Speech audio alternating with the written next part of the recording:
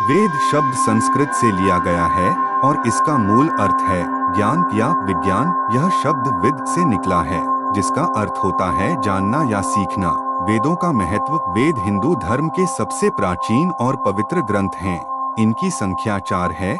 ऋग्वेद ज्ञान का वेद, यजुर्वेद कर्मकांड का वेद, सामवेद संगीत और भक्ति का वेद, अथर्ववेद जीवन और औषधि का वेद। ऋग्वेद सनातन धर्म का सबसे प्राचीन और महत्वपूर्ण वेद है। इसे 4 वेदों में पहला स्थान प्राप्त है।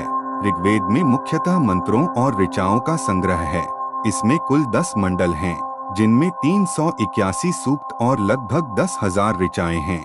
यह वेद मुख्य रूप से देवताओं की स्तुति, यज्ञ और प्रार्थना पर आधारित है। ऋग्वेद में अग्नि, इंद्र, वरुण और सोम जैसे देवताओं की महिमा गाई गई है। इसे वैदिक संस्कृति और धर्म के प्रारंभिक चरण का आधार माना जाता है। ऋग्वेद केवल धार्मिक ग्रंथ ही नहीं, बल्कि सामाजिक, सांस्कृतिक और प्राकृतिक ज्ञान का खजाना भी है।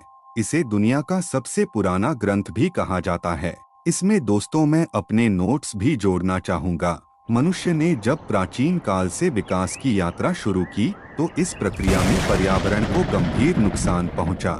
हमने जंगल, पेड़ पौधों और प्रकृति के अन्य तत्वों को बहुत हानि पहुंचाई। भारत के महान ऋषियों ने जब यह देखा कि हमारा पर्यावरण विनाश की कगार पर है, तो उन्होंने वेदों के माध्यम से यह संदेश देना शुरू किया कि हमारे पर्यावरण के प्रतीक स्रोतों में ईश्वर की ज्योति, शक्ति विद्यमान है। इसी कारण ऋग्वेद में पर्यावरण की रक्षा करने वाली, संतुलन बनाए रखने वाली शक्तियों का आदरपूर्वक वर्णन किया गया है। धन्यवाद।